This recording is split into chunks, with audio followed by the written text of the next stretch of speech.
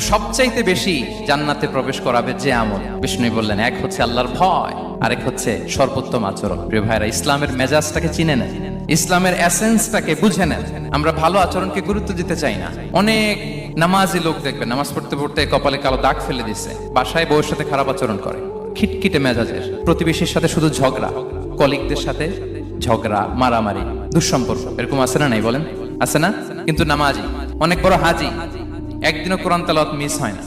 তো এত আবাদত করেও সে ইসলামের আসল এসেন্সটাকে ধরতে পারেনি। বিষ্ণু বললেন, সবচেয়ে বেশি জান্নাতে প্রবেশ করাবে যে দুটি আমল, একটি হচ্ছে তাকওয়াল্লাহ, আল্লাহর ভয়, আরেকটি হচ্ছে উত্তম আচরণ, সর্বোত্তম আচরণ। তো আমরা যেন উত্তম আচরণের অধিকারী হই, আমার স্ত্রীর সাথে যেন ভালো আচরণ করি, প্রতিবেশীর সাথে যেন ভালো আচরণ করি, ছেলে মেয়েদের সাথে যেন আমাদের অ্যাটিটিউডটা ভালো থাকে, আচরণটা ভালো থাকে, কলিগের সাথে যেন ভালো থাকে। বিশ্বনবীর আচরণ যেমন ছিল তেমন আচরণ যেন আমরা গড়ে তুলতে পারি। আওয়াজ করে পড়ুন আমিন।